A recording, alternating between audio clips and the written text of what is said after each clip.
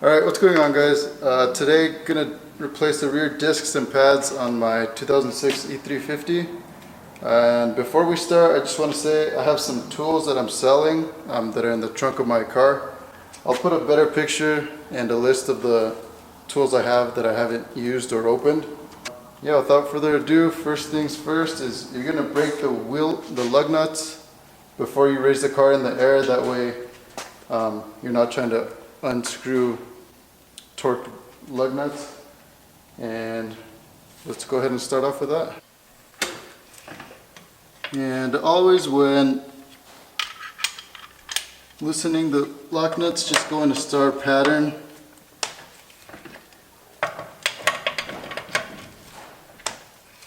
And that should be it, guys. Alright guys, so now that we have the wheel off, here is the disc and here's the caliper. So first things first, you got to remove this retaining plate right here. And the easiest way to do this would to just get a flat screwdriver and just pry it out from the middle. And what you want to do is you want to pry it that direction, and it's going to pop out. So that's the easiest way to do it. But if you forgot a flat head screwdriver, you could also do it by hand. It's also going to be a little bit harder, but same thing is you just got to push it towards the car, the front of the car, and it'll come right out. So that's that. Now moving on to the second thing, which would be taking off the caliper itself. There are two bolts in the back. I believe they're T40s that are holding the calipers in. So I'll try and show you guys where the bolts are in the back here shortly, and we'll move to that step next. So we're underneath the car right now, and here is the back of the caliper. And right here you're gonna see a little rivet that's covering the T40 bolt that we need to remove. So this is the one of two bolts that we need to remove. Here's the first one, and the second one is right here.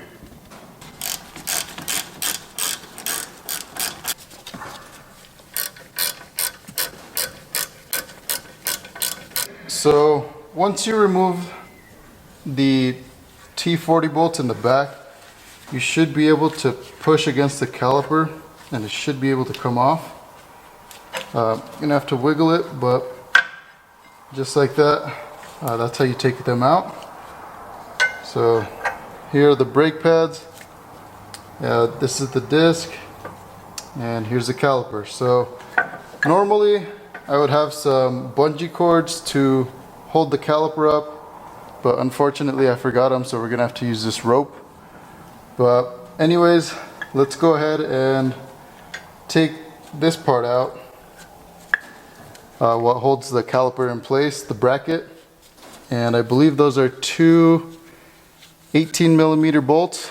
I'll put it down in the video if I'm wrong, but we're going to remove the bolts. Again, they're located in the back of the brakes. So first, never let this hang by itself. Always tie it up to something to hold it up. That way you don't put stress on the brake lines. So if you could see, they're 18mm bolts. There's one right here and one at the top. And so we're just gonna have to take those out, and that will remove the bracket from the disc. Here's the bracket. Now we just need a T25 to remove this, and we'll have the disc out here shortly. So use a T30 and go ahead and loosen that up.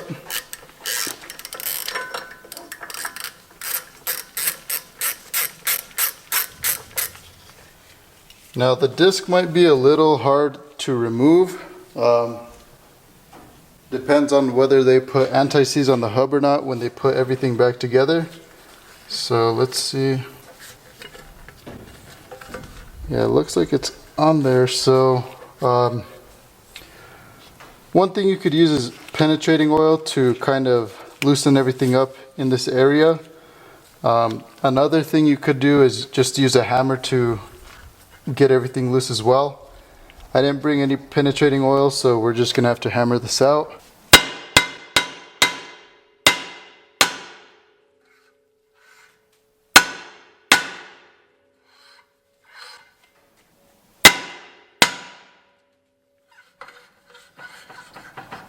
So this thing was really stuck on there. I literally just loosened it up right now, but I had to hit it pretty hard with this hammer. I had to distribute the power evenly around the disc, so I'd hit it kind of like in a star pattern, so top and on the sides and just all around. And if that doesn't work, you might want to do it on the hub as well, just again like a star pattern when you hit the disc. And if that doesn't work, also hit it from the back of the disc. Again, this is damaging the disc, but we're replacing the disc anyways, so it doesn't matter how bad we beat this disc up. Alright guys, so looking further into it, it looks like I'm going to need to replace all of this as well. But that's going to be for a later date. Right now, what we're going to focus on is just cleaning the surface area where the disc goes with some brake cleaner, and just put everything back and, well, put everything new back on and worry about these two pads another day. Alright guys, so everything is covered up in anti-seize.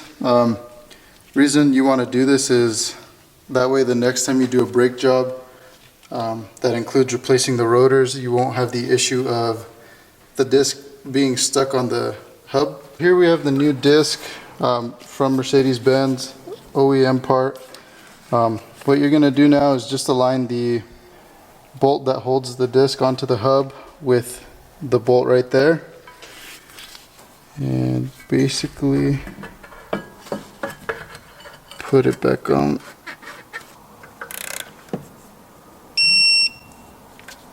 Newton meters. Alright, so you're going to want to torque these bolts at 115 Newton meters. This is for the bottom and top bolt. Alright guys, so this is the inner brake pad. The way you could tell which is inner and which is outer is the inner has this metal bracket that goes into the piston, the brake piston. And you'll also see the brake pad wear sensor, and this is pretty much how it goes. You gotta kind of put everything together, but this is pretty much how the brake pad was sitting earlier. And again, here's the brake pad wear sensor. And I don't know if you could tell, but back here is the connector to the brake pad wear sensor. So the brake pad wear sensor goes through right here, and you pretty much connect it here. And that's how you connect the brake pad wear sensor.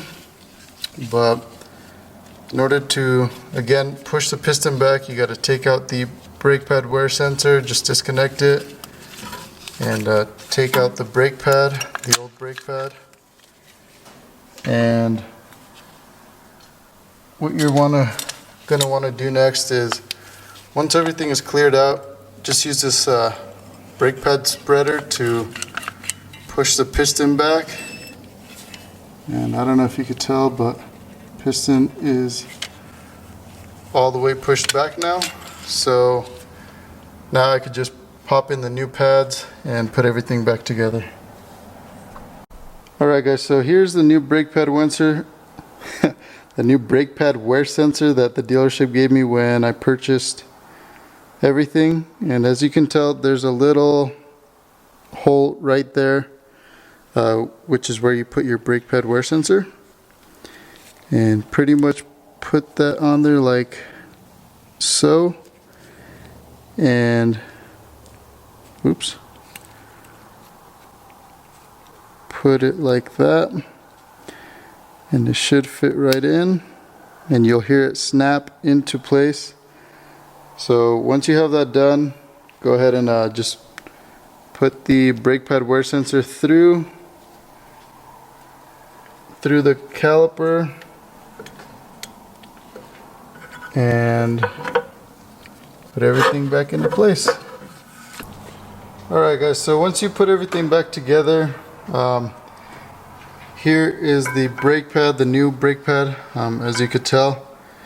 And we just finished putting the T40 bolts in the back that holds the caliper back onto the disc. So right now we're going to torque the T40 bolts to 28 Newton meters with our torque wrench. And after that, all we'll have left to do is just put the wheels back on, and I think you torque them to 130 Newton meters. Again, I'll put everything on the screen, and that should be it, guys. So I hope you guys enjoyed. Let me know if you need help with anything, and I'll see you guys next video.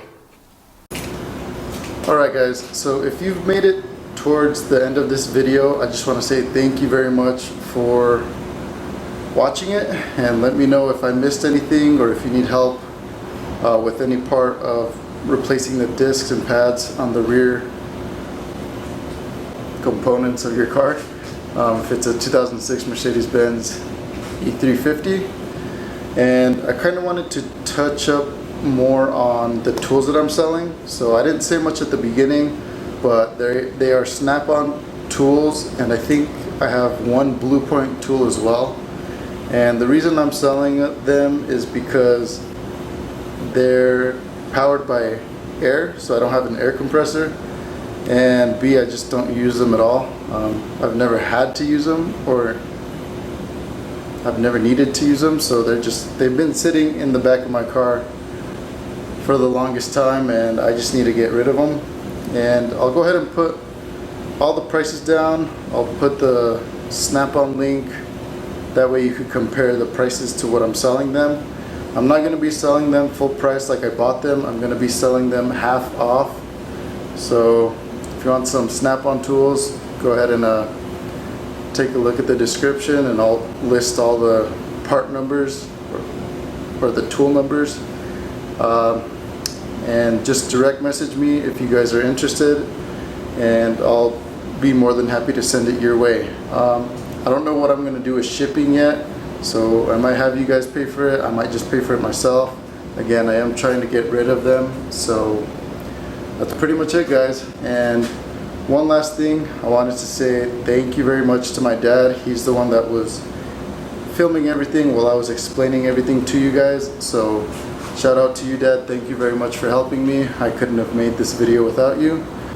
And that's pretty much it, guys. So thank you very much for watching, and I'll see you guys in the next video.